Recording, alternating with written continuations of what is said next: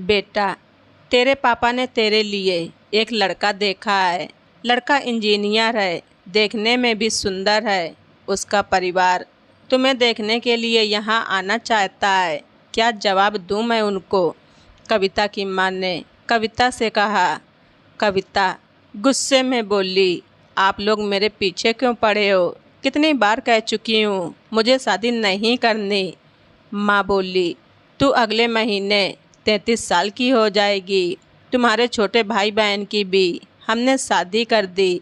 समझदार बन बेटा, पहाड़ सी जिंदगी अकेले नहीं कटेगी। मगर कविता ने माँ की बात सुनी ही नहीं थी। उसने जल्दबाजी में अपनी स्कूटी निकाल ली और चली गई बैंक। कविता की सरकारी नौकरी लगे हुए 4 साल हो गए थे। सरकारी नौकरी थी, अच्छा पद था, नैन नक्श में भी वो सुंदर थी, अच्छे रिश्ते आ रहे थे। क्या वो किसी और से प्यार करती है? ये भी घर वालों ने उससे कई बार पूछा। पापा ने तो यहाँ तक कह दिया था कि लड़का जैसा भी हो, अगर कोई है तो बता दो, वो उसकी शादी कविता के साथ कर देंगे। मगर कविता थी कि कोई जवाब ही नहीं देती थी। आखिर में थक हार कर उसके पापा ने उसके छोटे भाई और बहन की शादी कर दी थी। मगर कविता की ज़िंदगी में एक गहरा राज था जिसके बारे में उसकी सहेलियां भी नहीं जानती थीं। कविता जब सेकेंड ईयर में पढ़ रही थी तब उसे एक लड़के से प्यार हो गया था। चुपके चुपके बात इतनी बढ़ गई थी कि दोनों ने हमेशा के लिए साथ रहने का वादा कर लिया था। एक दूसरे से शादी करने की कस्में खाई थीं। फाइनल के बाद कविता पोस्ट ग्रेजुएट करने लग गई थी और उसके प्रेमी राजन ने पढ़ाई छोड़कर अपने पिता का गाड़ियों का शोरूम संभाल लिया था। इसी दौरान एक दिन कविता ने राजन को किसी लड़की के साथ देख लिया था। तब उसने उसे तुरंत फ़ोन मिलाकर पूछा कि वो लड़की कौन थी। राजन बोला, शक कर रही हो क्या? कविता बोली, मैंने पूछा है लड़की कौन थी। राजन बोला, ऐसे नहीं बताऊंगा, ज़रा प्यार से बोलो। कविता बोली, वो चुड़ैल कौन थी जिसके साथ हंस हंस कर तुम बातें कर रहे थे? राजन बोला, तमीज़ से बोलो, वो मेरे बड़े भाई की साली थी। वो एक बैंक में सरकारी जॉब करती है, तुम्हारी तरह बेकार नहीं थी। मेहमान है इसलिए उसे लेकर गया था। कविता गुस्से से बोली, मैं बेकार और वो एक सम्मानीय लड़की है। एक दिन उसके साथ क्या रहे, उसे तो आसमान पर बिठा दिया और मुझे ज़मीन पर भी नहीं छोड़ा। राजन बोला, तुमने भी तो उसे चुड़ैल कहा ना। कविता बोली, तो क्या हो गया अगर मैंने उसे कुछ कह दिया तो? वो कौन सा सुन रही है? याद करो, मैंने तुमसे शुरू में क्या कहा था कि मुझे अधूरा कुछ नहीं चाहिए। अगर कोई मेरा होगा तो पूरा का पूरा मेरा होगा, वरना मेरी ज़िंदगी में उसके लिए कोई जगह नहीं है। उसके बाद कविता ने फ़ोन काट दिया, राजन को हर जगह से ब्लॉक कर दिया। उधर जब राजन को पता चला कि कविता ने उसका नंबर ब्लॉक कर दिया है, उसने भी गुस्से में उसे ब्लॉक कर दिया। उस बात को 10 साल हो गए थे। उसके बाद वो दोनों बहुत बार मिले मगर एक दूसरे को इग्नोर करके निकल जाते। राजन 35 साल का हो गया था, अच्छा कमा रहा था, उसके लिए भी रिश्ते आ रहे थे, फिर भी उसने अभी तक शादी नहीं की थी। कविता ने उस दिन एक प्रण किया था कि कुछ भी हो जाए वो बैंक में ही सरकारी नौकरी करेगी। फिर उसने सरकारी नौकरी करने के लिए दिन रात एक कर दिए थे और अंत में नौकरी ज्वाइन करके ही दम लिया था।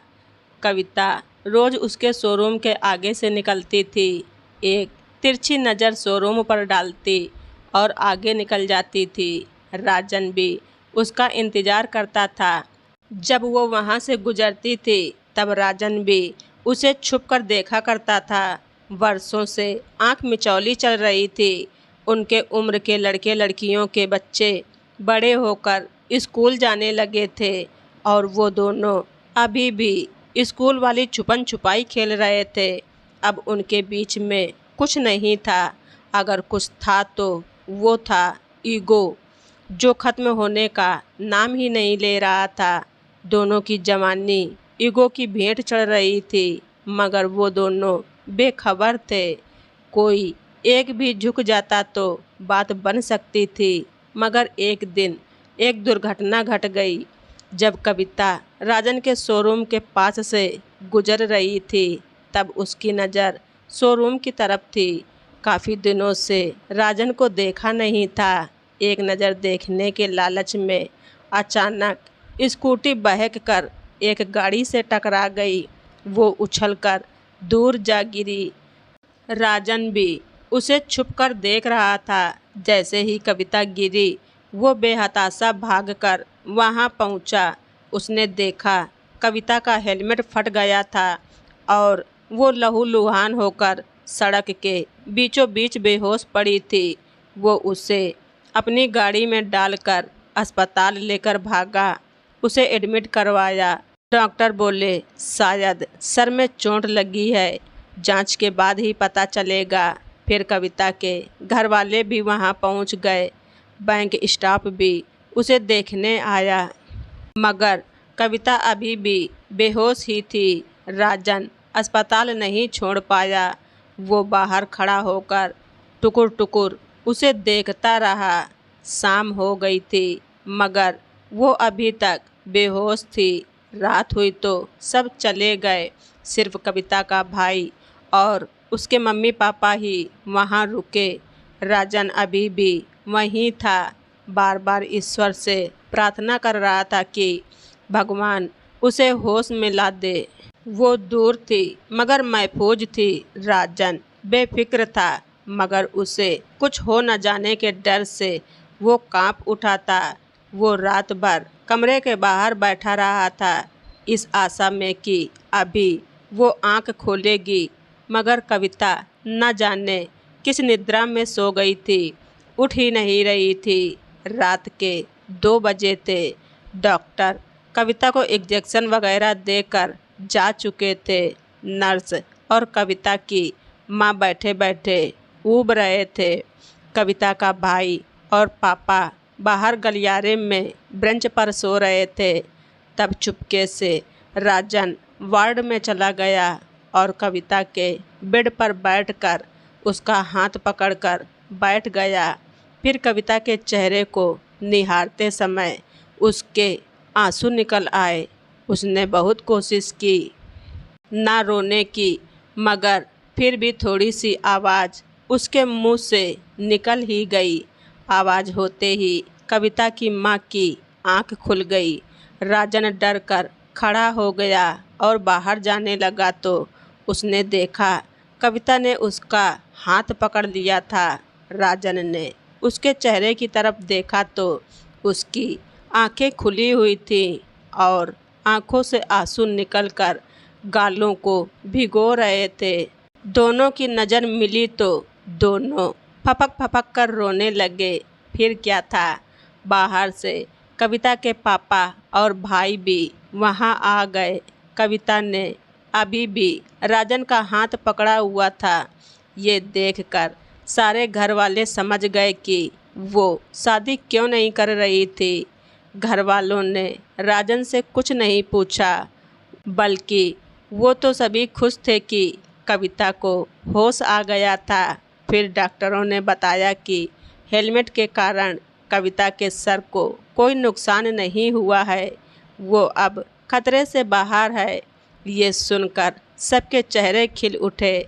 जब वार्ड में राजन को कविता से अकेले में बात करने का मौका मिला तो वो बोला, तुम बहुत जिद्दी हो। कविता बोली, तुम भी कम जिद्दी नहीं हो। वो उदास होकर बोला, दोनों एक जैसे जिद्दी हैं, तभी समझौते का कोई चांस नहीं बचा था। काश हम में से कोई एक तो ऐसा होता जो रूठे को मना लेता। तुम ही बताओ, अब हमारी कैसे निभेगी? अगर शादी के बाद ऐसा कुछ हुआ तो क्या होगा? तभी कविता बोली, ये तुम्हें याद रखना होगा कि मैं तुम्हें किसी के साथ बांट नहीं सकती। तुम तारीफ करोगे तो सिर्फ मेरी, तुम बात करोगे तो सिर्फ मेरी। मुझे तुम्हारे घर में ही नहीं, तुम्हारे दिल में भी रहना है, तुम्हारे दिमाग में भी रहना है, तुम्हारे मन में रहना है। राजन बोला, अभी भी मुझ पर यकीन नहीं है क्या? कविता बोली, यकीन है, तभी तो इंतज़ार कर रही थी। मगर तुमने मेरे सामने एक औरत की तारीफ़ की थी। वो तुम्हारी माँ या बहन होती तो मुझे कोई गिला शिकवा न था, मगर वो एक पराई लड़की थी। अगर आगे भी ऐसा करोगे तो मेरा हाथ मत थामना।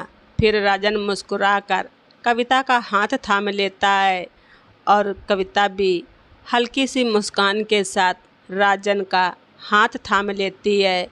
और अस्पताल से डिस्चार्ज होने के बाद कुछ दिनों बाद दोनों शादी कर लेते हैं।